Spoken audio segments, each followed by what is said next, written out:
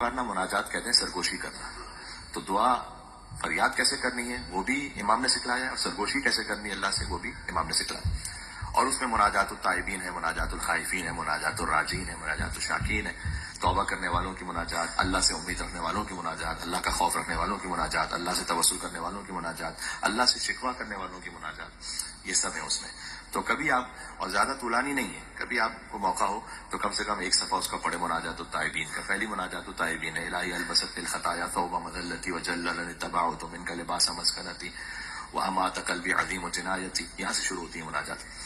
البست الخطایا ثوب مذلتی، پروردگار خطاؤں نے مجھے ذلت کا لباس پہنا دیا ہے.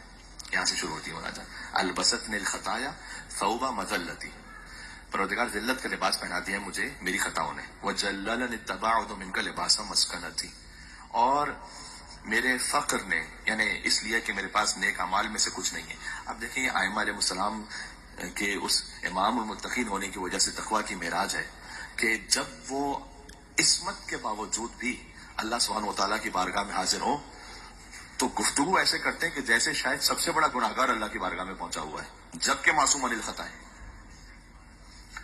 یہ ان کا کمال تضرع ہے.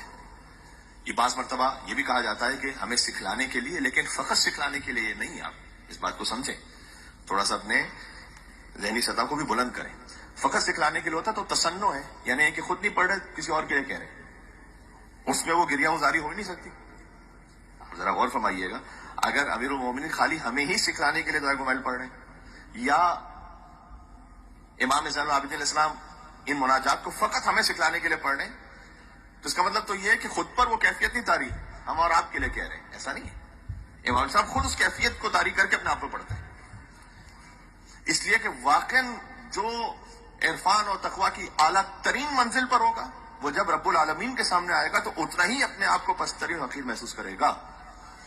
یہ خود عصمت کی منزل ہے.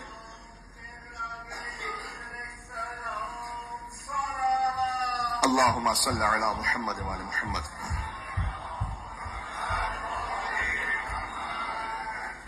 وہ خود اپنے آپ کو الہی انا عبدک الضعیف الذلیل الحقیر المسکین المستکین، یا امیر المومنین جو شب جمعہ فرمائے تو جللنی اتبعت لباس مسکنتی، تو پروردگار تیری بارگاہ سے دور کر دیا ہے مجھے میرے اس فخر نے کہ میرے پاس نیکیاں نہیں ہیں. وامات قلبی عظیم جنایتی، اور میرا قلب، ترجمہ کر رہا ہوں میں، عظیم جنایتوں کی وجہ سے، یعنی عظیم خطاؤں کی وجہ سے مر چکا ہے، تو اس کو زندہ کر سکتا ہے اپنے لطف و کرم سے. یہ امام زین العابدین صاحب کی مناجات الطائبین یہاں سے شروع ہوتی ہیں.